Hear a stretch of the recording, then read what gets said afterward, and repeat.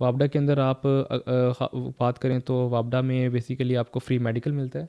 आप फ्री सही है। मेडिकल अवेल कर सकते हैं, free electricity, free units avail कर सकते हैं। वो इतने ज़्यादा होते हैं कि आपको बिल नहीं आता आपका। लोगों के माइंड में ये है कि हमारा बिल ज़्यादा आ रहा है हुँ, और वापडा वाले जो हैं वो मतलब अय्याशी कर रहे हैं, हुँ, वो मतलब बिल पे नहीं करते। तो ऐसी बात नहीं है, बिल तो हम भी पे करते हैं लेकिन वो होता वापडा की तरफ से है। अच्छा। मतलब ये ऐसी बात नहीं है कि हम बिल पे नहीं कर रहे, बिल ज़रूर हम पे करते हैं लेकिन वो देता वापडा है हमारे बिहाफ पे। ट्रेनिंग्स होती हैं, फॉरेन ट्रेनिंग्स हमें मिलती हैं, हम फॉरेन ट्रेनिंग्स पे जाते हैं, सीख के वापस आते हैं वहाँ से। ये एक बहुत अच्छा एक्सपीरियंस होता है कि आप किसी अच्छे बड़ी मल्टीनेशनल फर्म में जाके ट्रेनिंग ले रहे हैं। तो ये बड़ी अपॉर्चुनिटी होती है, एक बड़ा प्लेटफॉर्म होता है जहाँ से आपको सीखने का बहुत मौका मिलता डेफ़िनेटली है, एक्सपोज़र आपका जो है बढ़ता एक्सपोजर है। बढ़ जाता है बेसिकली। तो ये हुँ, वापडा में काम करने का एक मतलब एक गोल्डन चांस है, जिसको भी मिले मैं कहूँगा वो अवेल ज़रूर करे इसमें। 17th ग्रेड है, उसकी क्या बेसिक सैलरी इस वक़्त क्या चल रही है? करंटली 17 स्केल की बेसिक सैलरी अलाउंसेस वग़ैरह मिला के? अलाउंस मेरा ख्याल से ऑलमोस्ट 70 to 75,000 या ऑलमोस्ट मेरे ख्याल से 80,000, मुझे एग्जैक्टली याद नहीं है। 80,000 तक की सैलरीज मेरे ख्याल से वापडा ऑफर कर रहा है, सही है, बेसिक सैलरी अलाउंसेस के बगैर। ठीक है। तो आपका इसमें अलाउंसेस ऐड होके 6 फिगर सैलरी बन जाए।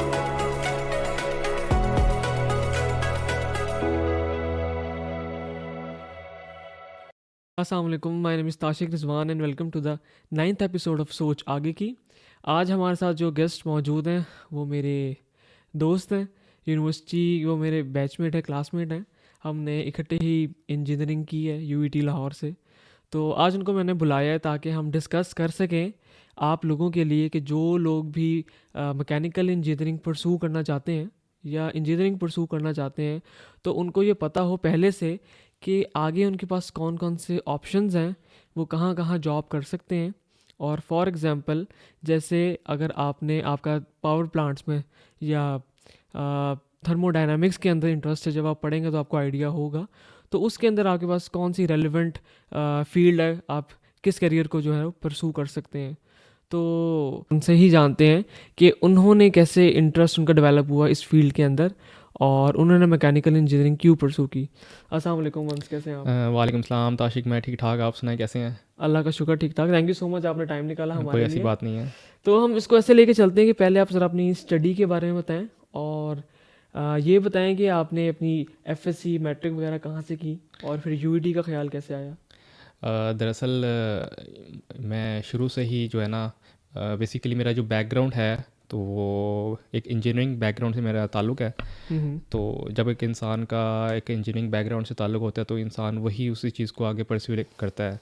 अब हम्म, मैं अब आपको बताऊं कि मेरे फादर जो हैं वो बेसिकली एक मैकेनिकल इंजीनियर हैं और यूडी लाहौर से उन्होंने ग्रेजुएशन की है।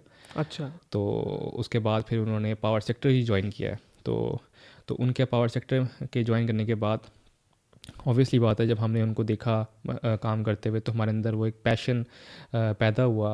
हम्म, और मेरे अंदर भी सोच ये आई कि मुझे भी ये काम करना चाहिए, क्योंकि इंसान अपने बड़ों को देख के ही उनकी पैरवी करता है कि वो किस हम्म, राह पे चल रहे हैं।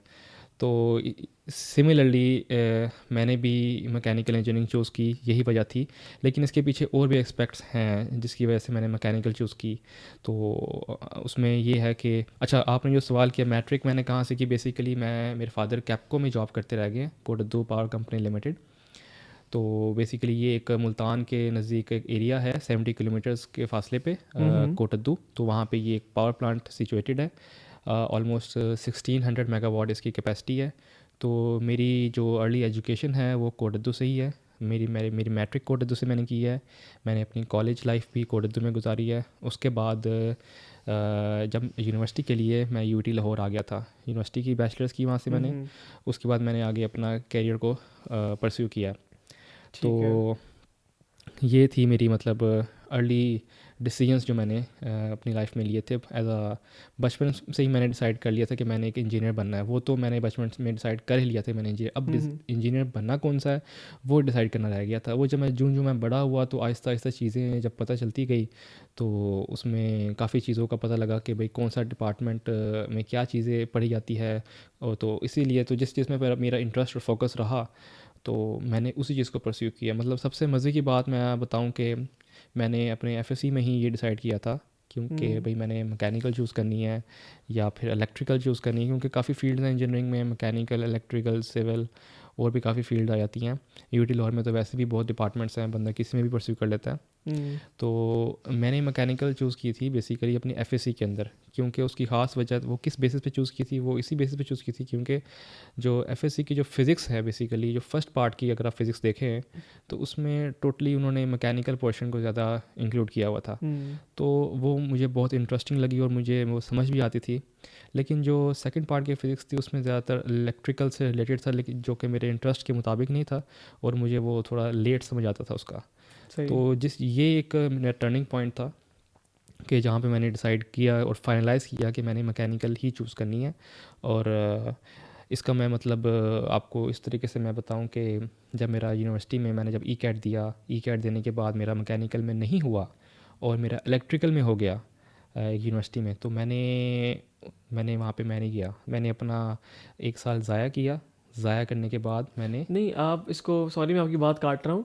आपने एंट्री से हम स्टार्ट करते हैं कि आपने एंट्री टेस्ट दिया, ठीक है। तो आपने उसमें जब आप क्लियर किया तो आपके पास फील्ड्स होती हैं कि भी आप अपना मेरिट के हिसाब से आपने किस किस फील्ड में जाना है। तो आपने प्रायोरिटी जो थी वो इलेक्ट्रिकल को दी। नहीं, मैंने प्रायोरिटी दी मैकेनिकल को, क्योंकि इलेक्ट्रिकल तो मैंने डिसाइड कर लिया था कि मैंने नहीं करनी। ये आप बात कर रहे हैं यूटी लाहौर की? जी हाँ, बिल्कुल यूटी लाहौर की। जब मैंने ई कैट जब दे दिया पहली दफ़ा, उसके बाद मैंने जब मैंने प्रायोरिटी दी थी तो मैंने यूटी लाहौर में और यूटी टेक्सला में मैंने मैकेनिकल की प्रायोरिटी दी थी। इलेक्ट्रिकल को मैंने रखा था, लेकिन सबसे बॉटम पे रखा था मैंने। अच्छा, नहीं तो जहाँ तक मेरा आइडिया, आपने 2013 की बात है ये? हाँ, 2013 की बात है। 2013 में जब आपने क्लियर किया तो उस वक्त मेरिट ज़्यादा इलेक्ट्रिकल का नहीं था यूटी लाहौर में? हाँ, बिल्कुल ऐसे ही है। उन दिनों में इलेक्ट्रिकल का मेरिट ज़्यादा था और मैकेनिकल का मेरिट नीचे था। सही। तो मैंने मैकेनिकल को फोकस किया और इलेक्ट्रिकल को इतना फोकस नहीं किया। लेकिन यूटी टेक्सला में थोड़ा डिफरेंट सीन था। वहाँ पे मैकेनिकल का मेरिट ज़्यादा है और इलेक्ट्रिकल का मेरिट कम था। ये सिर्फ 2013 की बात कर रहा हूँ। सही है। तो फिर मैंने जब ई कैट दिया तो मेरे मार्क्स ई कैट में कम आए थे। तो और हालांकि एफएससी और मैट्रिक में तो बहुत अच्छे मार्क्स थे, लेकिन फिर भी मेरा यूटी लाहौर के कैंपस में मैकेनिकल में मैंने एडमिशन ले लिया था। हालांकि मुझे उन दिनों में इलेक्ट्रिकल भी ऑफ़र हो रही थी, अच्छी यूनिवर्सिटीज़ में ऑफ़र हो रही थी, लेकिन मैं नहीं गया इलेक्ट्रिकल नहीं की मैंने। उसकी ख़ास वजह ये थी कि वो मेरी इंटरेस्ट की फील्ड नहीं है। क्योंकि मुझे पता लग गया था कि पहले ही पता लग गया था कि अगर मैं इलेक्ट्रिकल को परस्यू करता हूँ तो हो सकता है मैं अपने कैरियर को इतना सीरियस ना लेता या फिर मैं अपने कैरियर में इतना ग्रो ना कर पाता। तो इसलिए मैंने अपनी इंटरेस्ट की फील्ड चूज़ की है ताकि मुझे आगे फ्यूचर में कोई मुश्किलात या परेशानियाँ फेस ना करनी पड़े। तो ये मेरे ख़्याल से आजकल के बच्चे जो अपना इंजीनियरिंग को परस्यू करना चाहते हैं, तो मेरा उनको मशवरा यही है कि वो अपने इंटरेस्ट को फोकस करें। आजकल के लोग जो है वो देख रहे हैं कि ये ना देखें कि पैसा किस चीज़ में ज़्यादा है। लोग देख रहे हैं कि आजकल सॉफ्टवेयर में पैसे बहुत ज़्यादा मिलते हैं, तो लोग सॉफ्टवेयर इंजीनियरिंग करते हैं, कंप्यूटर इंजीनियरिंग करते हैं, लेकिन वो इंजीनियरिंग में उनको कुछ चीज़ें समझ ही नहीं आती और वो अपने कैरियर को फोकस, डिग्री तो वो कर लेते हैं लेकिन वो कैरियर को फोकस नहीं कर पाते, वो कैरियर को आगे लेकर नहीं चल पाते। तो फ़ायदा नहीं है मतलब ऐसे फील्ड को चूज़ करने का जिसमें आपका इंटरेस्ट ना हो और अल्टीमेटली आपके पास कोई रास्ता नहीं होता, आप जॉबलेस हो जाते हैं। जिसके पास अगर आप अपनी इंटरेस्ट की फील्ड चूज़ करें तो आपको जॉब भी मिल जाती है अगर आप ट्राई करें उसमें। ठीक हो गया। तो जब आपने यूनिवर्सिटी में आप आ गए, मैकेनिकल इंजीनियरिंग आपने चूज़ कर ली, तो मैं ऑडियंस को बताऊं कि जब वापडा के ऊपर हम आते हैं कि अंश इस वक्त जो है वो वापडा में मेंटेनेंस डिपार्टमेंट में आप नहीं, फ़िलहाल मैं ऑपरेशन में हूँ। ऑपरेशन मैंने मेंटेनेंस में टाइम लगाया है। अच्छा। और अभी होपफुली मैं दोबारा मेंटेनेंस में चला जाऊँगा। ठीक हो गया। तो हमारा जब वापडा का टेस्ट था तो अंश और मैं बाय चांस जो है वो साथ साथ ही बैठे थे। तो वो वाहिद एक ही टेस्ट था जो मैंने गवर्नमेंट का दिया था जॉब के लिए। हमारी आई थिंक डिग्री उसी वक्त हम कंप्लीट हुई थी, तो उसके बाद फ़ौरन बाद टेस्ट था। तो हम बाय चांस दोनों इकट्ठे ही बैठे हुए थे। तो हालांकि मुझे कितना आता भी नहीं था, बस अप्लाई किया और हमने कहा चलो देख लेते हैं। तो ये है कि उसमें मेरा तो खैर नहीं हुआ, लेकिन अंश का हो गया, क्योंकि हमें भी आइडिया था कि अंश के जो फादर हैं वो कैप्को में हैं, तो और ये फील्ड भी उसी के रिलेटेड है, तो हो सकता है कि अंश क्लियर कर जाए। और अंश का उसमें वाकई जो है वो क्लियर हो गया। तो अंश, इसके बारे में मुझे बताएं कि आपने वापडा के लिए अगर किसी ने अप्लाई करना हो तो जो वैकेंसीज़ आती हैं ये कैसे पता लगता है? तो अगर कोई ग्रेजुएट होने वाला है तो वो क्या पहले से नज़र में रखे कि भी वैकेंसीज़ आने वाली हैं, वो अप्लाई करने का मेथड क्या होता है?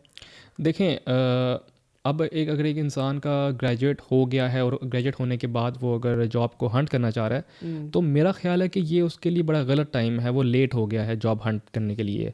अच्छा। बेसिकली होता है ऐसा कि आप अपने फाइनल ईयर जब आपका स्टार्ट होता है, आप उसी वक्त ही हंट करना शुरू कर दें, क्योंकि जो गवर्नमेंट के टेस्ट होते हैं वो ऑलमोस्ट टाइम ले लेते हैं। तकरीबन आप अप्लाई करेंगे, आज अप्लाई करेंगे तो 6 महीने बाद या फिर 8 या 9 महीने बाद उसका उनका टेस्ट होता है। हम्म। तो आप अगर ग्रेजुएशन के बाद अप्लाई करें तो हंट करें और उस पर अप्लाई करें तो आप काफ़ी लेट हो चुके होते हैं। हम्म। तो ये फाइनल ईयर में ही आपने डिसाइड करना है। आप न्यूज़पेपर रीड करें, आप टारगेट करें कंपनीज़ को, ठीक है, कंपनीज़ को टारगेट करके उनकी वेबसाइट विज़िट करें। वेबसाइट विज़िट करने उनको वहाँ पे वैकेंसीज़ आई होती हैं, या फिर आप आजकल तो सोशल मीडिया का दौर चल रहा है। हम्म। सोशल मीडिया पे तो वैसे ही उनके बड़े पेजेस हैं, वहाँ पे आपको इन्फॉर्मेशन मिल जाती है कि कहाँ की किस जगह की वैकेंसी खाली है, कहाँ पे जॉब्स आई हुई हैं। एज अ ट्रेनिंग इंजीनियर के तौर पे जॉब आती है। तो ये फाइनल ईयर में अक्सर लोग बच्चे ऐसे होते हैं जो कि फाइनल ईयर में कुछ नहीं करते, जो कि उनका टाइम होता है जॉब हंट करने का। लेकिन वो जब उनकी ग्रेजुएशन हो जाती है उसके बाद जाके वो जॉब हंट करना शुरू करते हैं, जो कि बहुत लेट हो चुका होता है। तो ये आप फाइनल ईयर में मैं एडवाइस करूँगा, जितने भी बच्चे ग्रेजुएट हो रहे हैं तो फाइनल ईयर में आके वो जॉब हंट करना शुरू कर दें, ताकि उनको ग्रेजुएशन के फ़ौरन बाद उनकी कोई जॉब उनको सिक्योर हो जाए और उनका टाइम वेस्ट ना हो। क्योंकि ये सिर्फ मैं जॉब हंट के बारे में बता रहा हूँ, इवन के लोग जो मास्टर्स करने की विल रखते हैं एब्रॉड से या पाकिस्तान से भी, तो उसके लिए भी वो लोग फाइनल ईयर में आके अपनी आइल्स की तैयारी, जीआरई की तैयारी करना शुरू कर देते हैं। ये नहीं हम्म। होता कि आप ग्रेजुएट हो जाएं उसके बाद फिर आप जीआरई की तैयारी करना स्टार्ट करें उसमें, और नॉर्मली आपको 1 ईयर या 1.5 ईयर तो आपको सिर्फ अप्लाई करने में ही लग जाएगा। तो वो एक बीच में जो गैप आता है ना, वो गैप नहीं आना चाहिए। इंसान का सही। माइंड जो है ना वो आहिस्ता आहिस्ता रस्ट होना शुरू हो जाता है अगर बीच में गैप आ जाए। तो गैप को अवॉइड करने के लिए जो है ना वो आप कोशिश यही है कि जो बच्चे हैं वो फाइनल ईयर में वो आते ही अपनी 7th और 8th सेमेस्टर पे भी तवज्जो जाते हैं और साथ साथ जॉब हंट करना भी शुरू करते हैं। काफ़ी जिम्मेदारी आ जाती है आखिरी साल में तो। यानी कि आप कह रहे हैं कि जो हम 7th सेमेस्टर में होते हैं, बिल्कुल ऐसी है। जब से ही हम उसको हाँ, अप्लाई मैंने करना स्टार्ट मैंने कर दें। वापडा का जो टेस्ट है वो आपको तो याद ही है, हम तो उन्होंने इकट्ठे अप्लाई किया था। हम्म। और वो हमने 7th सेमेस्टर में ही अप्लाई किया था। बिल्कुल ऐसे ही है। तो 7th सेमेस्टर में हमने अप्लाई किया था, और सिर्फ वापडा नहीं, हमने काफ़ी सेक्टर्स में अप्लाई किया था। और जाके हमारा टेस्ट हमारी ग्रेजुएशन के बाद हुआ था। बाद हुआ था, ऐसे ही है। तो ग्रेजुएशन के बाद अगर आप टेस्ट दे रहे हैं और आप 7th सेमेस्टर में अप्लाई कर रहे हैं, तब जाके आपकी अब मेरी जो जॉब थी वो फिर ऑलमोस्ट ग्रेजुएशन के कोई 5 to 6 मंथ्स बाद मेरी सिक्योर हो गई थी जॉब। तो मतलब सही। तो ये एक मतलब कि ऑलमोस्ट साल 1.5 साल का ये प्रोसीजर है। प्रोसीजर होता है। गवर्नमेंट सेक्टर थोड़े से वो बेसिकली टाइम टेकिंग होते हैं, वो थोड़ा टाइम लगाते हैं किसी चीज़ को प्रोसेस करने में, क्योंकि काफ़ी हम्म। एप्लीकेशंस होती हैं। हम्म। तो इसलिए जो है जो नए बच्चे हैं उनको मैं यही मशवरा दूंगा कि वो अपने आखिरी साल को जो है ना वेस्ट मत करें, वहाँ इंजॉय भी करें, लेकिन साथ साथ जो है वो अपने करियर पे थोड़ा सा फोकस करें और सीरियस हो जाएं। ठीक हो गया। नहीं, बिल्कुल ऐसे ही है। हमें भी ये बाद में रियलाइज़ हुआ कि हमें बहुत सी अपॉर्चुनिटीज़ निकल गई थी, तो हमें आइडिया अच्छा इनके बिल्कुल भी ऐसी है। जो है वो टेस्ट आए थे पहले। तो अच्छा, इसमें कौन, आपने वेबसाइट का जिक्र किया कि वेबसाइट के ऊपर वो पता लग पता जाता है, लग तो जाती है। कौन सी वेबसाइट्स हैं जहाँ पर ये आप टेस्ट आते नहीं, हैं? पहले तो इंसान को टारगेट करना चाहिए कंपनीज़ को कि भाई मैंने किस कंपनी में मैं जॉब करना हम्म। चाहता हूँ।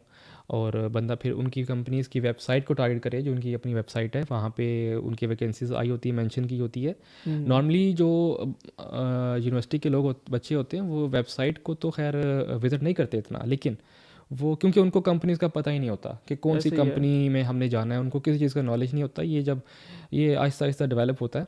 हम्म। लेकिन मेरी उनको अभी ये भी एडवाइस मैं दूंगा कि अपने यहाँ फाइनल ईयर में आके कंपनीज़ को भी हंट करना शुरू कर दें कि कौन कौन सी कंपनीज़ हैं जो कि हम्म। इंजीनियर्स को हायर करती हैं। मोस्टली फाइनल ईयर में लोग फेसबुक, सोशल मीडिया के ऊपर, फेसबुक के ऊपर, लिंक्डइन के ऊपर उनको ये एडवर्टाइजमेंट्स मिल जाती है तो वो अप्लाई करते हैं। कुछ लोग न्यूज़पेपर पढ़ने के शौकीन होते हैं, न्यूज़पेपर से हमें हम्म। काफ़ी इंफॉर्मेशन मिल जाती है।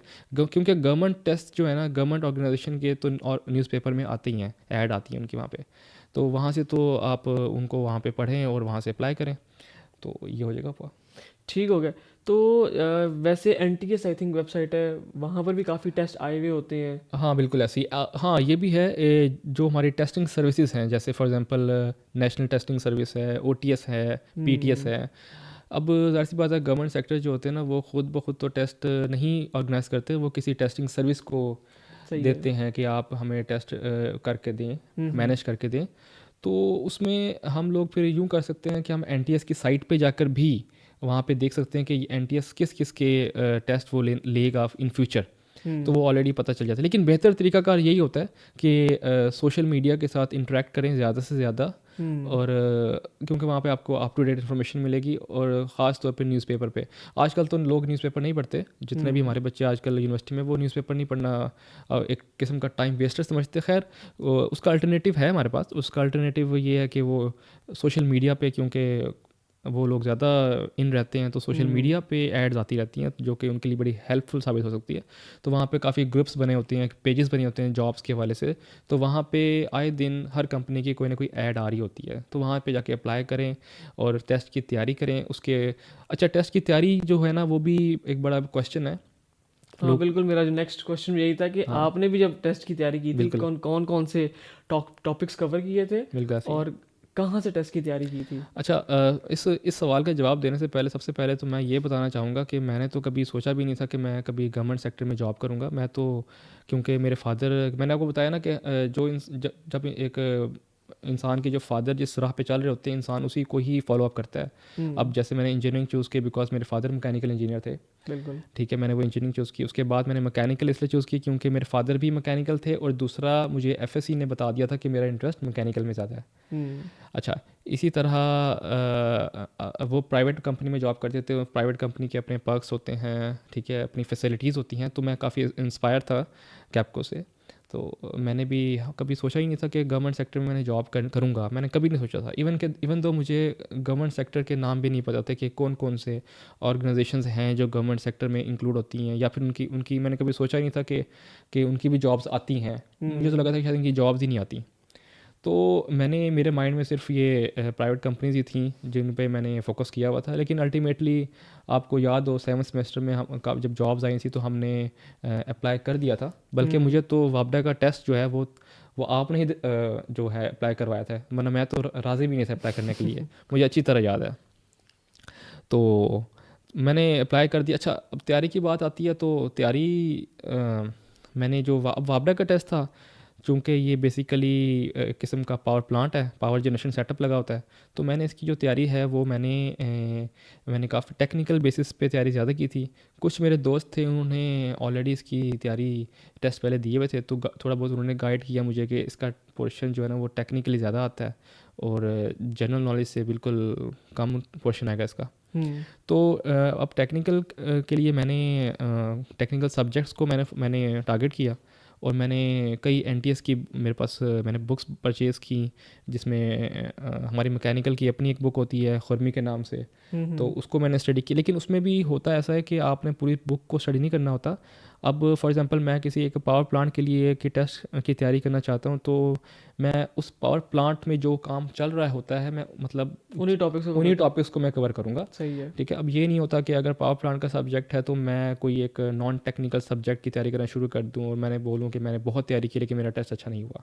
तो हम्म। ये तो अल्टीमेटली टेस्ट अच्छा नहीं होना। तो आप ये होता है कि हम लोग उस टेस्ट की तैयारी ऑर्गेनाइजेशन को देख के करनी पड़ती है। तो सही मैंने है। अपने सब्जेक्ट्स चूज़ किए। मैंने मैक्सिमम 4 सब्जेक्ट्स चूज़ किए थे, सही है। और 4 to 5 सब्जेक्ट्स चूज़ किए थे, और मैंने जो है ना डिफरेंट ऑथर्स की बुक्स परचेज़ की थी, और मैंने वही 4 to 5 सब्जेक्ट्स डिफरेंट बुक्स से मैंने उनको स्टडी किया था। कौन कौन से वो थे, मतलब सब्जेक्ट्स? मुझे अब उसमें, अच्छा जी, सब्जेक्ट्स थे उसमें क्योंकि पावर प्लांट से रिलेटेड था ये। हम्म। तो उसमें पावर प्लांट में आपके एक पावर प्लांट का अपना एक सब्जेक्ट होता है। ठीक है, बिल्कुल। मैंने वो उसको टारगेट किया।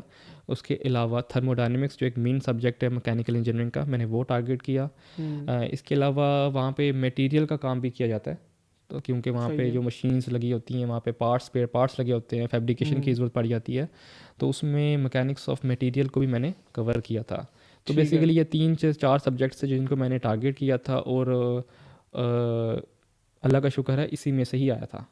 अच्छा, नहीं जैसे आपने ना बुक की बात की ना, कि खुरमी की जो बुक है, जो टेस्ट आया था, क्या उनमें से कुछ क्वेश्चंस आए थे या कोई ऑनलाइन साइट्स भी बताएं अगर आपने वहाँ से तैयारी की हो? हाँ बिल्कुल, मैंने ना सिर्फ बुक्स को हार्ड कॉपी को टारगेट किया था, बल्कि मैंने कुछ वेबसाइट्स थी। मैंने, हुँ, क्योंकि मैंने जनरल नॉलेज की तैयारी करनी थी, क्योंकि मैंने सेम सब्जेक्ट्स की तैयारी डिफरेंट ऑथर्स से की है, तो मैंने कुछ वेबसाइट्स थी, मैंने वेबसाइट को भी टारगेट किया था, क्योंकि इंडिया बिक्स की काफ़ी साइट्स होती हैं। हुँ, इसके अलावा मतलब ये मोस्टली जो टेस्टिंग सर्विसेज होते हैं वो ना वेबसाइट से ही कुछ ना कुछ उठा लेते हैं, कहीं ना कहीं से उठा लेते हैं।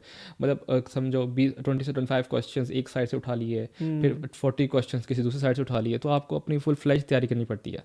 तो सही मैंने है। 2-3 साइट्स को मैंने टारगेट किया था, जनरल नॉलेज की तैयारी, इस्लामिक एजुकेशन की तैयारी और टेक्निकल की तैयारी भी मैंने वेबसाइट से भी की, और मैंने बुक्स भी परचेज़ करके वहाँ से भी मैंने तैयारी की थी। तो इसके अलावा कुछ नोट्स भी बनाए हुए थे खुद से, और कुछ मेरा ना इंटर्नशिप्स का एक्सपीरियंस भी था। कैप्को के अंदर था, मैंने इंटर्नशिप की हुई थी, मैंने रोश पावर प्लांट में इंटर्नशिप की हुई थी। तो मेरा सही। नॉलेज काफ़ी वास्ट था पावर प्लांट के हिसाब से। इनिशियली देखा जाए तो वास्ट था, अगर हम ज़ाहिर सी बात है जब इंसान का एक्सपीरियंस ज़्यादा हो जाता है तो उसका नॉलेज और वास्ट हो जाता है, लेकिन हुँ, एज आ इनिशियली तौर पे टेस्ट देने के लिए मेरा जो नॉलेज था वो पावर प्लांट को लेकर काफ़ी वास्ट था, क्योंकि मैंने बहुत इस पर फोकस किया हुआ था। सही। अच्छा, तो ये तो आपकी होगी, आपने प्रिपरेशन वगैरह की, तो आपको कितना टाइम लगा था प्रिपरेशन के लिए, स्पेशली इस टेस्ट की? अच्छा, मैंने वापडा के टेस्ट के लिए तैयारी मेरे ख़्याल से, मुझे याद पड़ता है, शायद 1 मंथ की थी। अच्छा। 1 या 1.5 मंथ की थी। अच्छा, सबसे मज़े की बात उसमें ये थी कि उन दिनों में मैं जॉबलेस था, मेरी जॉब नहीं हुई थी। हुँ, तो मैंने तैयारी भी मैंने बड़ी मतलब बड़े फोकस्ड होकर तैयारी की थी, क्योंकि जब इंसान की एक जॉब होती है ऑलरेडी एक, तो वो गवर्नमेंट टेस्ट की तैयारी नहीं कर पाता। वो फिर अपना ज़्यादा टाइम अपनी जॉब को देता है, जब वो जॉब से वापस आता है तो थका होता है, रिलैक्स करने का उसके पास, वो रिलैक्स ही करता है, उसके बाद पढ़ने का टाइम नहीं होता, दिल नहीं करता। तो इसलिए ये बड़ा ज़रूरी होता है कि आप जैसे ही ग्रेजुएट हों या ग्रेजुएट होने से पहले बड़ा ज़रूरी होता है कि आप जो है ना जितने ज़्यादा टेस्ट दे सकें दे दें, क्योंकि उसमें होता ही है कि कुछ ना एमसीक्यूज़ रिपीट होते हैं। अच्छा। अगर फॉर एग्जांपल आपने किसी ऑर्गेनाइजेशन में टेस्ट दिया है तो उसके 2-3 एमसीक्यूज़ या 4-5 एमसीक्यूज़ आपके जो मेन आगे टेस्ट आएगा हुँ, उसमें हुँ, रिपीट हो जाएंगे, तो आपको बड़ा हुँ, फ़ायदा होता है कि आपने पहली अटैम्प्ट दी होती। मतलब आप मैक्सिमम, आपको अगर टेस्ट आता है नहीं आता, तैयारी मतलब आपने की है नहीं की, लेकिन आप अटैम्प्ट ज़रूर करें, ताकि जो है ना आपको पता हो कि भाई किस किस्म का पैटर्न आता है, किस किस्म के सवाल आते हैं। क्योंकि ग्रेजुएशन के बाद अगर आप टेस्ट देना शुरू करेंगे तो वो बहुत लेट हो जाएगा, आपको 5-6 टेस्ट के बाद जाके आपके कोई स्कोर आना शुरू होंगे। तो हुँ। बेहतर ये होता है अपना टाइम भी बंदा बचाए और ज़्यादा से ज़्यादा टेस्ट दे, क्योंकि बेसिकली टेस्ट देना ही एक किस्म की प्रिपरेशन होती है। बिल्कुल ऐसे ही है। तो आपको बिल्कुल आइडिया हो जाता है कि जो एग्ज़ामिनर है वो किस उसकी थिंकिंग क्या उसकी है। थिंकिंग और उसका पॉइंट ऑफ व्यू किस लेवल से वो क्वेश्चंस को अरेंज करता है, तो वो काफ़ी हद तक हुँ, आइडिया हो जाता है इंसान को। ठीक हो गया, यानी कि आपको 1 मंथ आपको लगा, मुझे आपने 1 मंथ फुल लगा। फ्लेज तैयारी की इसकी, बिल्कुल बिल्कुल ऐसी है। और माशाल्लाह आपका इसमें फिर जो है हो गया। तो इसमें मुझे ये बताएँ कि चलें एमसीक्यूज़ की तैयारी हमने वगैरह कर ली, क्योंकि एमसीक्यूज़ बेस्ड टेस्ट होता है आपका ये, हम्म।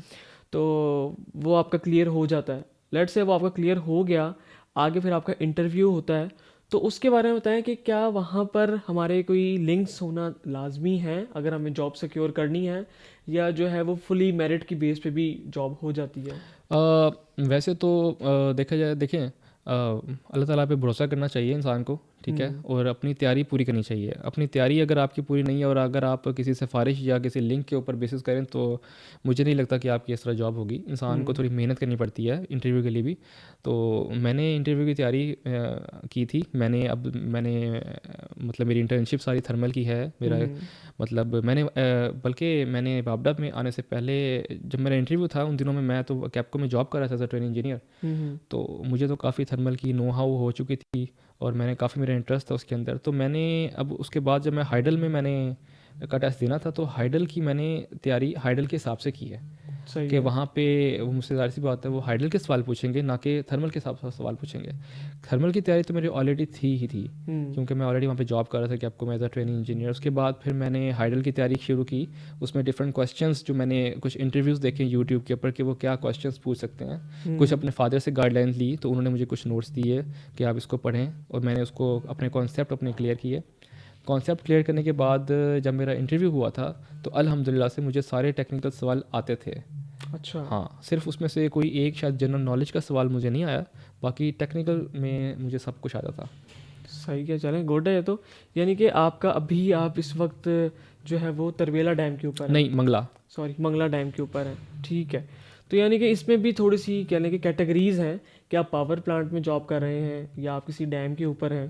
तो इन दोनों में मेजर डिफरेंस क्या है? नहीं देखें, पावर प्लांट तो होगा ही डैम के ऊपर ना। हम्म। ठीक है, अब या तो वापडा के सेटअप्स हैं, क्योंकि वापडा का सोल पर्पज़ यही है कि वो उन्होंने हमारा सोल पर्पज़ यही है कि हमने है ना पानी से बिजली बनानी है, जो हम्म। कि बिल्कुल चीप प्राइस में बनती है। ठीक है, तो वापडा का सोल पर्पज़ सिर्फ डैम बनाना, पानी को स्टोर करना और वहाँ उससे इलेक्ट्रिसिटी की प्रोडक्शन करनी है।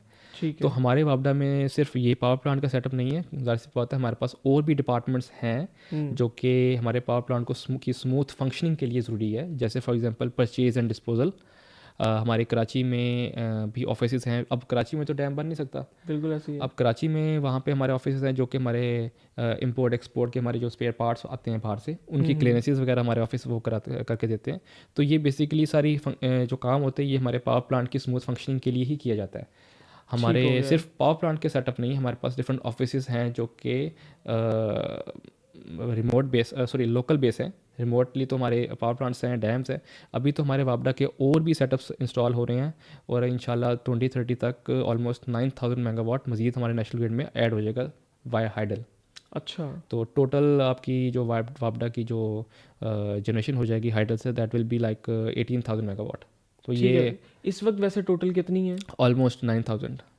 अच्छा, इस वक्त 9000 है। और जो पाकिस्तान के अंदर जो कह लें कि जो रिक्वायर्ड अमाउंट इस वक्त है या कंजम्पशन है वो कितनी है? बिल्कुल, वो तकरीबन 23 से 24,000 मेगावाट की कंजम्पशन है। तो अगर 18,000 आपका हाइडल में आ जाता है तो ये तो मतलब पाकिस्तान के लोगों के लिए बड़ा फ़ायदा है और उनको चीप प्राइस में उनको इलेक्ट्रिसिटी मिला करेगी। ठीक है।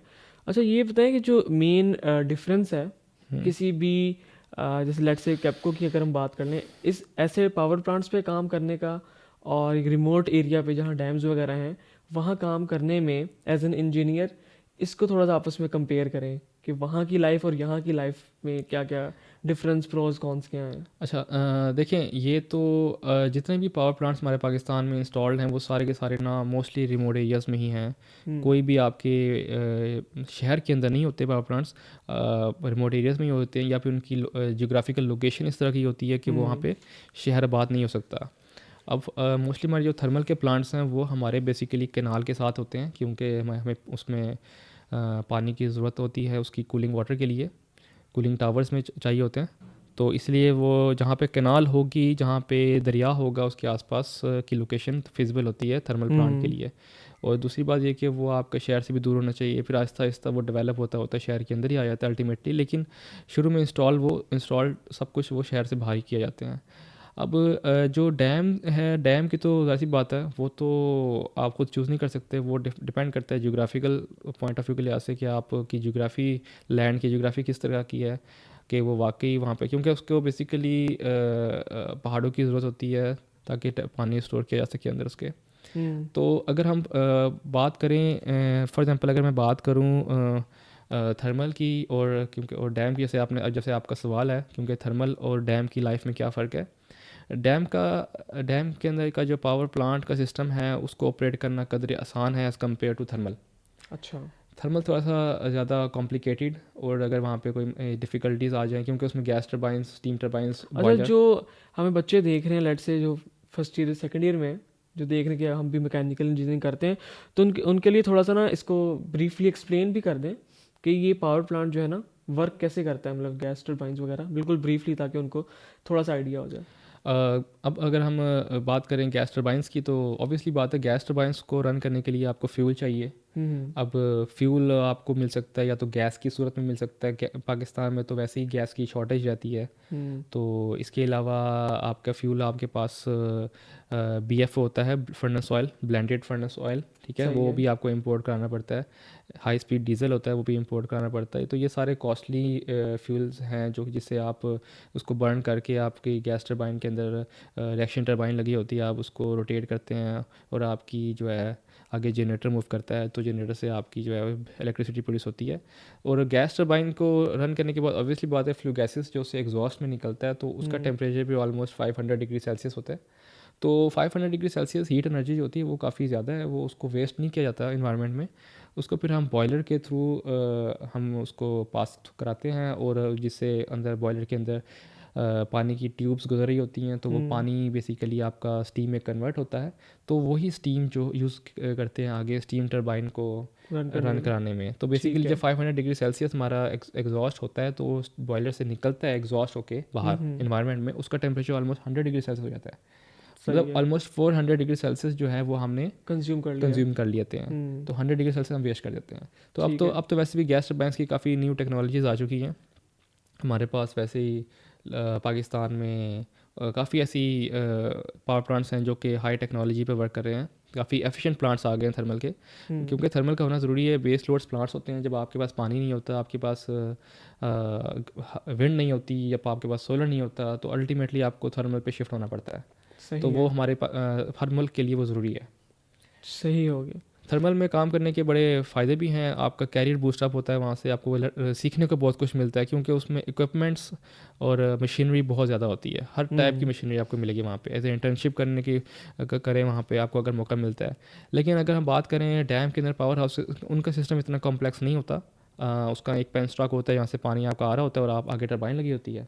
तो इनकी पूरी वर्टिकल असेंबली होती है, वहाँ से टरबाइन पानी के प्रेशर के थ्रू घूमती है। ऊपर जनरेटर कपल हुआ होता है, जनरेटर उसके रोटेट करता है, उस अल्टीमेटली आपकी बिजली प्रोड्यूस होना शुरू हो जाती है। ठीक हो गया। अच्छा, आप ये बताएं कि फिल वक्त पाकिस्तान के अंदर कितने, लाइक स्पेशली पंजाब के अंदर कितने पावर प्लांट्स वगैरह हैं? अगर मैं डैम्स वापडा की बात करूं, वापडा के पास इस वक्त 21 सेटअप्स हैं हाइडल के। 21 सेटअप्स हाइडल के हैं, वो वापडा रन कर रहे हैं उनको। अब 21 सेटअप्स कंबाइन मिला के कोई 9000 मेगावाट की जनरेशन करते हैं, लेकिन ये भी पीक टाइम में करते हैं। ये नहीं होता कि आप अभी इस वक्त 9000 मेगावाट वापडा से जनरेट हो रही होगी, नहीं। अगर पीछे से लेट से पानी नहीं आ रहा, तो आप 9000 कैसे कर सकते हैं? आपके पास अगर हेड कम है डैम का, तो आप कैसे कर सकते हैं? क्योंकि डैम का सोल पर्पस बेसिकली हमारे पास इलेक्ट्रिसिटी जनरेशन नहीं है। हमारा डैम का सोल पर्पस ये होता है कि हम लोग अपनी पानी को स्टोर करके हमारी फसलों को इरिगेशन पर्पस के लिए हम पानी उनको प्रोवाइड किया करें। ये बेसिकली डैम बनाने का मकसद यही होता है। ये पहला इसका प्राइमरी जो है मकसद यही है। अगर हम इसकी सेकेंडरी मकसद की बात करें, वो भी इलेक्ट्रिसिटी प्रोडक्शन नहीं है। अच्छा, उसमें आपकी फ्लड कंट्रोल है। अगर पीछे से कोई फ्लड आ जाए, तो अगर आपके पास डैम्स हैं, तो आप फ्लड कंट्रोल करके अपनी आबादी को बचा सकते हैं फ्लडेड होने से। बिल्कुल। तो ये बेसिकली इसका सेकेंडरी पर्पस। अगर हम टर्शियरी पर्पस की बात करें, वो टर्शियरी पर्पस में इलेक्ट्रिसिटी जनरेशन ज़रूर आती है। तो हमने सोचा कि यार चलो, पानी निकालना तो है ही है, तो बिजली पैदा करके वाई नॉट उसको यूज़ कर सके। जैसे हमने थर्मल में हम उसकी यूज़ करते हैं, फ्लू गैस यूज़ करते हैं, 500 डिग्री सेल्सियस यूज़ कर लिया। तो इसी तरह हमने वहाँ पे उसको भी एज अ एनर्जी के तौर पे हम उसको यूज़ करते हैं। सही हो गया। अच्छा, तो आपकी एज अ मैकेनिकल इंजीनियर इस वक्त क्या डेजिग्नेशन है? और दूसरा ये कि आपकी जॉब डिस्क्रिप्शन क्या है? एक अगर engineer let's say as a trainee engineer जाता है, तो उसकी जॉब डिस्क्रिप्शन क्या होती है? मैं सबसे पहले कैप्को में मैंने as a training engineer join किया था। तो वहाँ पे एज अ ट्रेनिंग इंजीनियर के तौर पे उनके सिस्टम को समझना, उनके ऑपरेशन को समझना, उनके मैनुअल्स को पढ़ना बेसिकली, और उनकी ट्रेसिंग करना लाइंस की, क्योंकि काफ़ी पाइपलाइंस होती हैं, उनकी ट्रेसिंग करना होता है। इक्विपमेंट को अपने आंखों से जाके देखना, वॉच करना वो कैसे काम करता है। और सबसे, क्योंकि हमारे बच्चे शायद समझते हैं कि ना हमारी जॉब होगी तो हमें पढ़ना नहीं पड़ेगा, जॉब होगी तो बस हमने काम करना है और क्या कहते हैं हमें पैसे कमाने हैं। ऐसा नहीं होता। आपने फील्ड में जाते हैं, फील्ड में जाके क्योंकि आपकी जर्नी स्टार्ट ही, उस पढ़ाई स्टार्ट होती ही जॉब होने के बाद है। जॉब होने से पहले आप तो बिल्कुल हर सब्जेक्ट को ना ऊपर ऊपर से बस आप उसको मतलब पढ़ रहे होते हैं, डीपली नहीं पढ़ते। लेकिन जब आप किसी फर्म में जाते हैं, किसी कंपनी में जॉब करते हैं, फिर आपको डीपली उसमें पढ़ना पड़ता है। बेसिकली वो किस्म की रिसर्च होती है, आपने रिसर्च करनी है जाके उधर। तो उनकी सिस्टम को उनके पास डिफरेंट मैनुअल्स होते हैं, आपने मैनुअल से गो थ्रू करना होता है। उनकी कैसे काम कर रहा है, उनके कैसे मशीन काम करती है, किस तरह से करती है, सारा सिस्टम उसको लाइन ट्रेसिंग करनी पड़ती है। तो ये सारे सिस्टम पढ़ाई ही हमारी शुरू उस वक्त से होती है, उसको पढ़ना पड़ता है। ये बेसिकली ट्रेनिंग इंजीनियर का काम ये होता है कि वो पहले उसको पढ़े, पढ़ के उसको फिर फील्ड में देखे कि फील्ड में वो एज इट इज़ काम कर रहा भी है कि नहीं कर रहा, ताकि उसके पास थोड़ा कॉन्फिडेंस बिल्डअप हो जाए कि वाकई ये काम कर रहा है और मुझे समझ भी आ रही है। तो उसमें ट्रेनिंग इंजीनियर का ख़ास तौर पे काम ये होता है कि वो अपनी पढ़ाई पे फोकस करता है। ठीक है। इतना उसको काम बेसिकली उससे कोई काम नहीं लिया जा रहा होता, कंपनी उससे कोई काम नहीं ले रही मतलब होती। कि एज अ ट्रेनिंग इंजीनियर उसको मैनुअल्स दिए जाते हैं कि आप इसको स्टडी करो जो हमारा पावर प्लांट हमारा चल रहा पावर है। प्लांट को समझो पहले, हाँ, और उसके बाद फिर आफ्टर 6 मंथ्स और 1 ईयर वट एवर जो भी ड्यूरेशन तो है। फिर उसको एक जॉब डिस्क्रिप्शन असाइन की जाती है। अब हम्म। मेरी फॉर एग्जांपल मेरा जो मैं वापडा में as a assistant executive engineer हूँ, तो बेसिकली एक 17 स्केल है। उसमें अब मेरी जब मैं शुरू में आया था तो मुझे ऑपरेशन में इन्होंने लगाया था, तो ऑपरेशन में मैं एज अ शिफ्ट इंजीनियर के तौर पे मैं आया था। सही। तो एज अ शिफ्ट इंजीनियर मेरी जो रिस्पॉन्सिबिलिटीज़ बनती है, मैंने अपनी जितनी भी मेरे पास मशीन्स है मैंने उसको स्मूथली रन कराना है विदाउट मतलब किसी फॉल्ट अगर कोई आ भी जाता है तो मुझे उसको मेंटेनेंस की टीम के से कोऑर्डिनेट करके उसको रिमूव करा के फौरी तौर पे नेशनल ग्रिड के साथ सिंक्रोनाइज़ करना है यूनिट को, सही है अवेलेबल मतलब। करना है यूनिट को। और कोई भी कोई पैरामीटर अगर अपनी रेंज या अपनी डोमेन से बाहर जा रहा है तो मुझे उसको जाके देखना कि वो अपनी डोमेन से बाहर क्यों जा रहा है। हम्म। और अगर कोई ज़्यादा मसला पेश आने वाला है तो मैं उसको वक्त आने से पहले उसको टैकल कर लूँ, ताकि जो है वो मुझे हार्ड एंड फास्ट जो मसला है वो उसको देखना ना पड़े, या फिर आपका नेशनल ग्रिड इंटरप्ट ना हो। सही। तो मैं शिफ्ट इंजीनियर था, 1 साल रहा हूँ मैं शिफ्ट इंजीनियर। उसके बाद मैंने मतलब सुपरवाइजरी की सीट संभाली 1 साल के बाद। सुपरवाइजरी में मुझे मेरे पास, क्योंकि हमारी जो ऑपरेशन की ड्यूटीज़ होती हैं वो शिफ्ट्स में होती हैं, हम्म। मॉर्निंग इवनिंग नाइट्स, और उसमें हमें राउंड द क्लॉक काम करना होता है, ब्लैकआउट्स डील करने होते हैं, उसमें आपके ट्रिपिंग्स डील करनी होती है। तो पूरे मेरे पास पूरा स्विच यार्ड मैंने संभाला है, मैंने पावर हाउस संभाले हैं, मेरे पास 10 टर्बाइन्स लगी हुई हैं।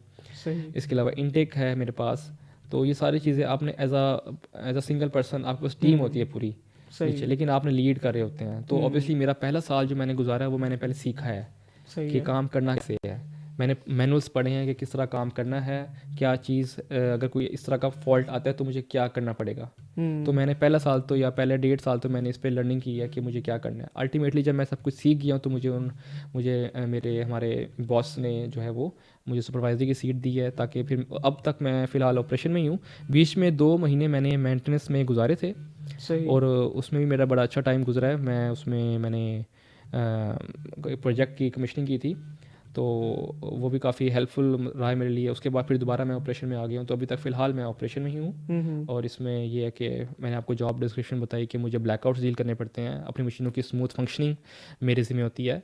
और बेसिकली और डॉक्यूमेंटेशन डेली बेसिस पे हम जितनी जनरेशन कर रहे हैं, डेली बेसिस पे जितने भी इवेंट्स हो रहे हैं उनको रिकॉर्ड करना मेरी ज़िम्मेदारी होती है। इवन दो मेरा सबसे बड़ा काम ये भी होता है कि मैंने अगर कोई चीज़ पे फॉल्ट आ गया तो मुझे वो अपने कंसर्न सेक्शन को या कंसर्न मेंटेनेंस स्टाफ को रेफ़र करना है, और उनकी जो जितनी भी प्रोटेक्शंस होती हैं वो, ताकि प्रोटेक्शन का मतलब ये होता है कि आप लेट्स से मेंटेनेंस ने अगर उस पंप में काम करना है पंप के ऊपर, तो ऑब्वियसली बात है पंप के अंदर तो पानी फ्लो कर रहा होता है। मेरी जिम्मेदारी है कि मुझे उसका इनलेट आउटलेट वाल्व जो है वो बंद करना है, उसका ड्रेन वाल्व ओपन करना है ताकि अंदर का जो पानी है वो ड्रेन हो जाए। सही। मतलब मैंने मेंटेनेंस के लिए एक फ्री जोन बनाना है काम करने के लिए, कि उनको वो पानी हर्ट ना करे। सही हो तो गया। ये भी एक शिफ्ट इंजीनियर्स की एक रिस्पॉन्सिबिलिटी होती है। तो बेसिकली मेरा काम, मेरी जॉब डिस्क्रिप्शन यही है। तो क्या आपके लिहाज से क्या ये जो जॉब है ये हेक्टिक है या हेक्टिक नहीं है? मतलब आपको इजीली आपको अपने लिए भी थोड़ा बहुत टाइम मिल जाता है? और ये आपकी जो शिफ्ट होती है कितने घंटे की होती है? अ, अगर आप हेक्टिक की बात करें, ये डिपेंड करता है कि आप अगर आप देखें, हेक्टिक है, मैं ज़रूर बोलूँगा हेक्टिक। मैं ये नहीं बोलूँगा कि हेक्टिक ड्यूटी नहीं है, क्योंकि इसमें आपने नाइट नाइट ड्यूटी करनी होती है ना, रात को जागना इतना आसान काम नहीं होता। ब्लैकआउट अगर रात को हो जाए, आपने सारी रात काम करना है, आपने डॉक्यूमेंटेशन तैयार करनी है, तो this is not easy task. Even आपने अलर्ट रहना होता है। शिफ्ट जो ऑपरेशन की ड्यूटी होती है वो बहुत ही एक किस्म की हेक्टिक ड्यूटी है।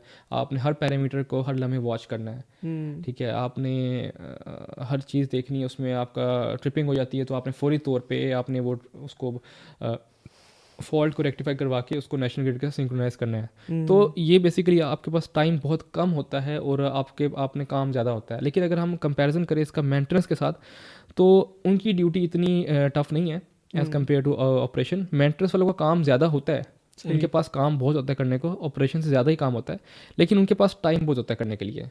सही। तो हम उनके पास टाइम की लिमिटेशन नहीं होती, टाइम काफ़ी होता है कि उनको रिलैक्स होकर काम कर सकते हैं। लेकिन हालांकि ऑपरेशन में ऐसा नहीं होता। ऑपरेशन में आपके पास टाइम की शॉर्टेज होती है, आपने फौरी तौर पे जो है ना उसको कवर अप करना होता है। सही तो है। ये बेसिकली ऑपरेशन की ड्यूटी इतनी कोई आसान नहीं है।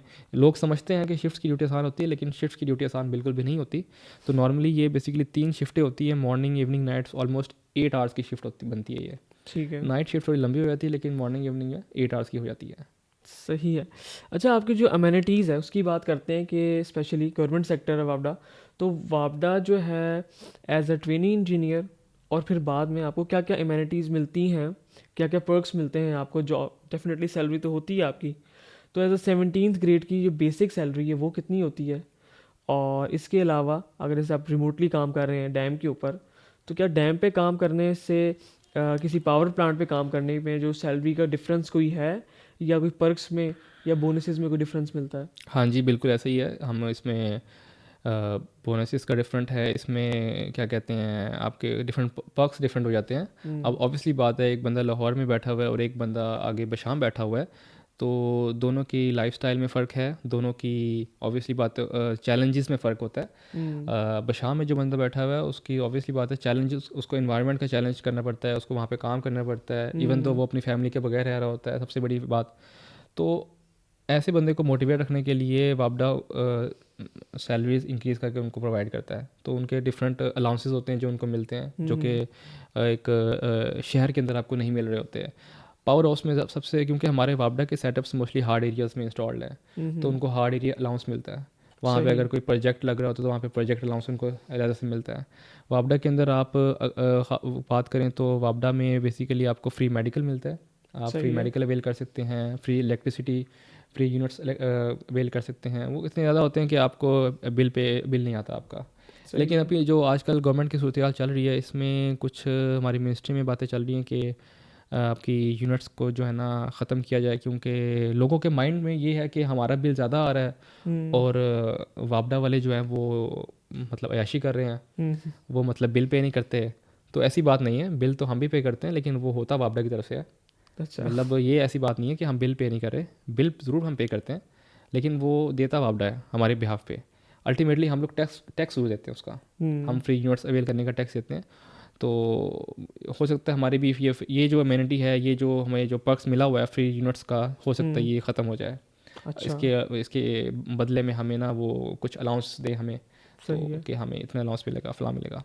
तो ये कुछ पर्क्स हैं। इसके अलावा ट्रेनिंग्स होती हैं, फॉरेन ट्रेनिंग्स हमें मिलती हैं, हम फॉरेन ट्रेनिंग्स पे जाते हैं, सीख के वापस आते हैं वहाँ से। ये एक बहुत अच्छा एक्सपीरियंस होता है कि आप किसी अच्छे बड़ी मल्टीनेशनल फर्म में जाके ट्रेनिंग ले रहे हैं, तो ये बड़ी अपॉर्चुनिटी होती है, एक बड़ा प्लेटफॉर्म होता है जहाँ से आपको सीखने का बहुत मौका मिलता डेफिनेटली है, एक्सपोजर आपका जो है बढ़ता एक्सपोजर है। बढ़ जाता है बेसिकली। तो ये वापडा में काम करने का एक मतलब एक गोल्डन चांस है, जिसको मिले मैं कहूँगा वो अवेल ज़रूर करे इसमें, क्योंकि आपकी मतलब आपको इनकी कॉलोनीज़ बनी होती हैं, इनका जो रेजिडेंशियल एरिया वो काफ़ी अच्छा है होता है इनका। तो आहिस्ता आहिस्ता ये वापडा मज़ीद फ्लोरिश कर रहा है, क्योंकि जिस जैसे जैसे डैम्स बन रहे हैं, इनके पास रेवेन्यू जनरेट हो रहा है, आहिस्ता आहिस्ता मज़ीद इनका सेटअप जो है वो काफ़ी बेहतर हो रहा है। तो मतलब ये है कि जो आपका सवाल था कि लाहौर की में एक बंदा काम कर रहा है और एक रिमोट एरिया में काम कर रहा है, उसमें फ़र्क क्या है, तो फ़र्क डेफिनेटली है। वो हम्म। बेसिकली सैलरी की बेसिस पे फ़र्क मिलता है, ताकि इंसान मोटिवेटेड रहे। सही है। तो तो मोटिव वैसे जो 17th ग्रेड है उसकी क्या बेसिक सैलरी इस वक्त क्या चल रही है? करंटली 17 स्केल की बेसिक सैलरी अलाउंसेस वगैरह मिला के? अलाउंस मेरा ख्याल से ऑलमोस्ट 70 to 75,000, या ऑलमोस्ट मेरे ख्याल से 80,000, मुझे एग्जैक्टली याद नहीं है। 80,000 तक की सैलरीज मेरे ख्याल से वापडा ऑफर कर रहा है, सही है। बेसिक सैलरी अलाउंसेस के बगैर। ठीक है। तो आपका इसमें अलाउंसेस ऐड होके 6 फिगर सैलरी बन जाती है। उसमें फिर यूँ होता है कि आपके with the passage of time hmm. आपके बोनसेस आपको मिलते रहते हैं, और साथ में आपके जो है ना हर फाइनेंशियल ईयर का एक आपको इंक्रीमेंट मिलता है। हम्म। तो वो बेसिकली आपकी ऐड हो जाती हैं आपके बेसिक सैलरी में, तो आपकी आहिस्ता से बेसिक सैलरी बढ़ जाती है, अलाउंसेस मिला सही के है। आपकी काफ़ी अच्छी सैलरी बन जाती है, फ्री यूनिट्स मिलते हम्म। हैं आपको, फ्री मेडिकल मिल जाती हैं, फ्री हाउस एक्विजिशन मिल जाता है आपको। तो ये काफ़ी अच्छा, जो अच्छी। फ्री हाउस की आपने बात की एक्विजिशन की, तो वो आपको मतलब कि फैमिली के लिए मिलता है, या अगर आप अकेला सिंगल बंदा भी नहीं, रह अगर रहा आप है? सिंगल भी रहना चाहें तो कोई ऐसा मसला नहीं है, आप सिंगल भी अवेल अच्छा। कर सकते हैं, कोई ऐसा इशू वाली बात नहीं है, लेकिन मोस्टली प्रेफर करते हैं कि अगर आपकी फैमिली है तो आपको देते हैं, लेकिन ऐसी कोई हार्ड एंड फास्ट रूल नहीं है ये। बस आप, प्रायोरिटी उनको देते हाँ, होंगे। प्रायोरिटी शायद उनको देते हैं, लेकिन hard and fast hmm. Rule नहीं है। आप अगर घर अवेल लेना चाहते हैं तो आप ले सकते हैं, ऐसी कोई बात नहीं है। उनकी अच्छा। कॉलोनी अच्छी है, मंगला की कॉलोनी बहुत अच्छी है। मंगला कैंट के अंदर इनका एक सेटअप है वापडा ऑफिसर्स कॉलोनी का, तो वहाँ पे इनकी कॉलोनी का सेटअप बहुत अच्छा है। सही हो गया। अच्छा, तो ये बताएं कि इस फील्ड का स्पेशली मैकेनिकल इंजीनियरिंग का स्पेसिफिक आपकी फील्ड के अंदर अगर हम बाहर जाना चाहें, यहाँ पर बच्चे ने जो है वो बैचलर्स कर लिया है, तो ये बताएं कि क्या बाहर इसका स्कोप है, और फिर ये भी लाजमी बताइएगा कि बैचलर्स कर लिया है तो क्या मास्टर्स का कोई फ़ायदा होता है इस फील्ड के अंदर स्पेशली। देखें, इंसान बाहर मास्टर्स करने के लिए दो वजह होती हैं जिसकी वजह से मास्टर्स करने जाता है, ठीक है। हम्म। इंसान को अगर पाकिस्तान में जॉब मिल जाए तो वो सेटिस्फाइड रहता है, उसको जॉब मिल गई है। आजकल हमारा ट्रेंड ये चल रहा है कि जिसको जॉब नहीं मिलती वो मास्टर्स करने बाहर चले जाता है, हम्म। ठीक है। तो क्योंकि ज़ाहिर सी बात है, अच्छी बात है, मैं इसको डीमोटिवेट नहीं करता, ये बहुत अच्छी बात है। बजाय इसके कि आप टाइम वेस्ट करें यहाँ पे हम्म। पाकिस्तान में रह के जॉब हंट करें और आपको जॉब ना मिल रही हो, तो हम्म। अल्टीमेटली आपको कोई ना कोई स्टेप उठाना पड़ता है ताकि आपका टाइम वेस्ट ना हो। बेहतर ये होता है बिल्कुल। कि आप मास्टर्स करें, फ़ॉरेन से कर लें, ठीक है, और किसी ऐसी कंट्री से करें जहाँ पे जॉब अपॉर्चुनिटीज़ भी ज़्यादा हैं उसके बाद। तो बेसिकली यहाँ से बैठे बैठे आपको विदाउट एनी एक्सपीरियंस बाहर जॉब नहीं मिल सकती। हम्म। तो अल्टीमेटली लोग इसलिए बाहर मास्टर्स करने जाते हैं। वो बेसिकली एक किस्म का टिकट होता है कि आपकी आपकी जो है कोई ना कोई आपका सेटअप बन ही जाएगा बाहर जाके। तो वो हम्म। एक किस्म का रिस्क लेते हैं कि कल को कोई ना कोई जॉब मिल ही जाएगी। लेकिन इस बात की तो शॉर्ट गारंटी है कि आप मास्टर्स करके वापस पाकिस्तान आएंगे, आपको फिर भी जॉब नहीं मिलेगी अगर पहले हालात ख़राब हैं तो। अगर आपको अच्छा। बैचलर्स करने के बाद अगर आपको जॉब नहीं मिली तो आप मास्टर्स करके आ रहे हैं तो फिर भी आपको इतना कोई कोई नहीं पूछेगा। सही। तो लोग क्या करते हैं, लोग मास्टर्स करते हैं, जैसे फॉर एग्जांपल कनाडा या ऑस्ट्रेलिया में लोग पीआर के लेने के लिए जाते हैं, वहाँ पे हम्म। मास्टर्स करते हैं। मास्टर्स के बाद उनको वहाँ पे कोई ना कोई वर्क वीज़ा मिलता है उनको, तो वहाँ पे वर्क वीज़ा की बेसिस पे उनको वहाँ पे कोई ना कोई जॉब मिल ही जाती है। हम्म। तो बेसिकली मैकेनिकल इंजीनियरिंग का स्कोप तो अराउंड द ग्लोब है, ये तो बड़ी वास्ट फील्ड है अभी भी। इसका बेसिकली ज़्यादातर इसकी डिमांड बाहर मशीन डिज़ाइनिंग के वाले से है। हम्म। मशीन डिज़ाइनिंग जो है वो बेसिकली मैकेनिकल का एक कोर सब्जेक्ट है और बाहर इसकी बहुत डिमांड है डिज़ाइनिंग फील्ड की। तो लोग ज़्यादातर डिज़ाइनिंग फील्ड में जाते हैं और बाहर जाके हम्म। As a mechanical engineer, as a design engineer के तौर पे काम करते हैं और बड़ी हैंडसम सैलरी ले रहे हैं। इस वक्त बैठे मेरे दोस्त, मेरा अपना भाई बाहर बैठा हुआ है, तो ये मतलब अच्छी अपॉर्चुनिटी है। और आपने जैसे डिज़ाइन की बात की, तो अगर as a design engineer, mechanical design engineer, तो इसकी कौन कौन से सॉफ्टवेयर हैं जिससे हम फ्रीलांसिंग भी कर सकते हैं? लोग डेफिनेटली कर भी रहे लोग होंगे। कर रहे हैं, क्यों नहीं कर रहे। लोगों का ये पार्ट टाइम कह लें, वो लोग जॉब भी कर रहे हैं और पार्ट टाइम हम्म। उनकी जो है ना हैबिट है कि वो इससे पैसे भी कमा रहे हैं फ्रीलांसिंग हम्म। करके। इसमें काफ़ी सॉफ्टवेयर हैं आ जाते हैं। फॉर एग्जाम्पल अगर मैं सिंपल सॉफ्टवेयर की बात करूँ डिज़ाइन के वाले से, तो वो ऑटो कैड है। अब ऑटो कैड दो किस्म का होता है, 2D या 3D। आप 2D भी पढ़ते हैं, फिर 3D भी पढ़ते हैं, और उसको फिर डिज़ाइन करके उसकी सिमुलेशन भी कराते हैं साथ में बाद में। हम्म। तो बेसिकली इसके अलावा आपके पास सॉलिड वर्क्स हैं जो ग्लोबली एक्सेप्टेड है। ऑटो कैड हम्म। तो खैर वो भी अच्छा सॉफ्टवेयर है, लेकिन उसमें ज़्यादा एडवांस में अगर आप जाएँ तो आपके पास सॉलिड वर्क्स आता है, सॉलिड एज आता है।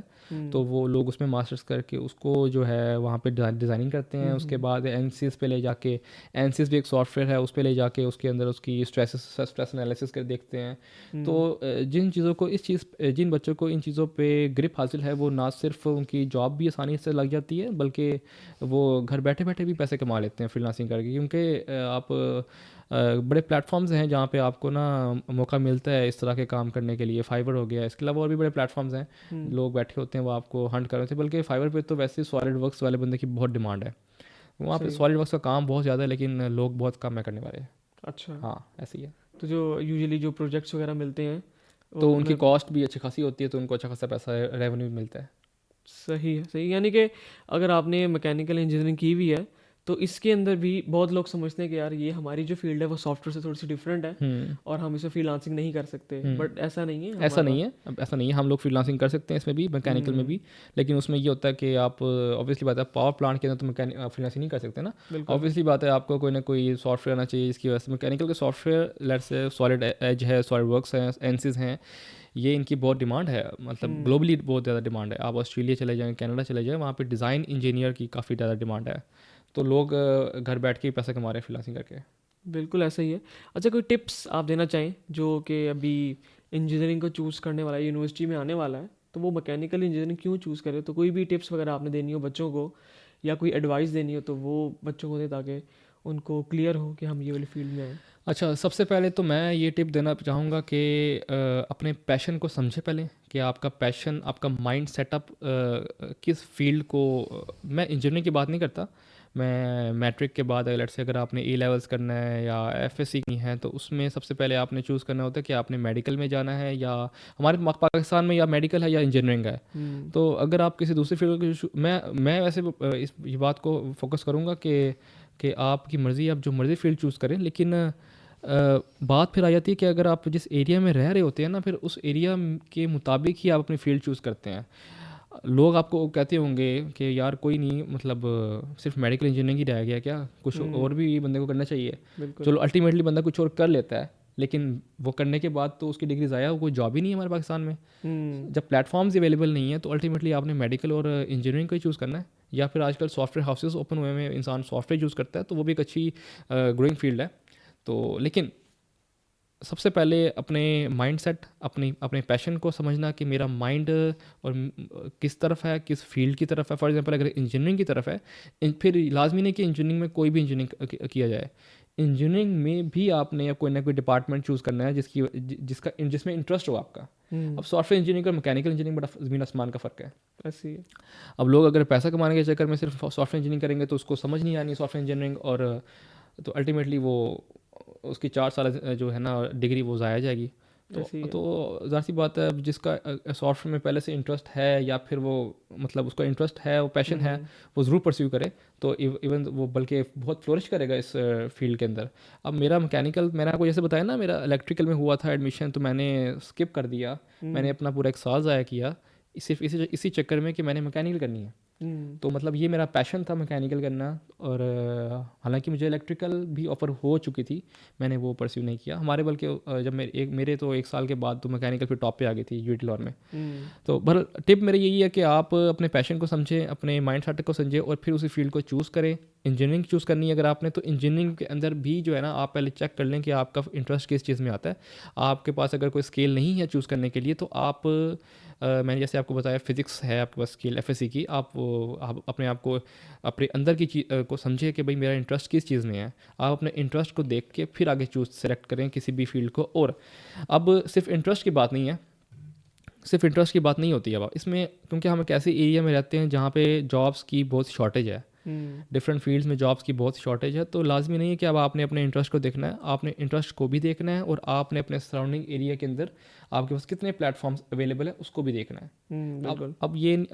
अब मैकेनिकल इंजीनियरिंग तो कहते हैं ये मदर ऑफ़ ऑल इंजीनियरिंग है, तो आपको हर ऑर्गेनाइजेशन में मैकेनिकल की जॉब अवेलेबल होती है, मिल जाती है। मैकेनिकल इलेक्ट्रिकल ये दोनों जॉब्स, इसलिए तो आजकल हर यूनिवर्सिटी मैकेनिकल और इलेक्ट्रिकल करवा रही है, और बच्चों की मतलब इतने ज़्यादा इंजीनियर्स पैदा हो चुके हैं कि अब तो कंपनीज ही शॉर्ट हो चुकी हैं। इंजीनियर्स ज़्यादा हो चुकी हैं और कंपनीज शॉर्ट हो चुकी हैं, तो उनको जॉब्स इस वजह से नहीं मिल रही। तो लेकिन ये है कि जो लोग जॉब्स उनको ज़रूर मिलती है, जो लोग अपने पैशन के साथ जाते हैं, जो लोग अपने अंडरस्टैंडिंग के साथ डिग्री करते हैं, और बड़े सिंसियर होते हैं। सबसे बड़ी बात सिंसियर होना है, उनको जॉब भी मिल जाती है। तो ये मेरी टिप बच्चों को यही है कि वो बस अपने पैशन को देखें, और अपने पाकिस्तान के प्लेटफॉर्म को देखें कि पाकिस्तान में कौन कौन से प्लेटफॉर्म्स अवेलेबल हैं। ठीक है, चलो थैंक यू सो मच अंस, आपने टाइम निकाला। कोई बात नहीं। और ये थे अंस अनवर, जो कि बावडा में काम कर रहे हैं, 17th ग्रेड के ऑफिसर हैं। तो इन्होंने अपने इंसाइट्स शेयर किए कि एज अ मैकेनिकल इंजीनियर उनकी जर्नी क्या थी, और उनको कैसे इंटरेस्ट इसमें डेवलप हुआ। और जो लोग अभी एफएससी में स्पेशली, या अपनी इंजीनियरिंग के करियर के स्टार्ट के अंदर हैं, तो उनको डेफिनेटली आइडिया हो गया होगा कि उनके पास अगर उन्होंने इस फील्ड के अंदर आना है, तो कब से वो अप्लाई कर सकते हैं, कौन कौन से पावर प्लांट्स हैं, कौन कौन से डैम्स हैं, कौन कौन से सेक्टर्स हैं जहाँ पर वो अप्लाई कर सकते हैं। तो वैसे भी आजकल जो भी लोग इंजीनियरिंग चूज़ करें, उनको नहीं आइडिया होता कि हमने चूज़ कर तो लिए, बट आगे हमने जॉब क्या करनी है वो इसके बारे में सोचते भी नहीं है। बाद में जाके पता लगता है कि जॉब्स जो हैं वो मार्केट में कम है। तो करियर काउंसलिंग के लिए बहुत ये ज़रूरी है। तो उम्मीद है कि आपको इनसाइट्स जो हैं वो अच्छी लगी होंगी आज की। तो अगर आपको आज का एपिसोड अच्छा लगा है तो लाइक शेयर सब्सक्राइब करें। Thank you so much. अल्लाह हाफ़िज़।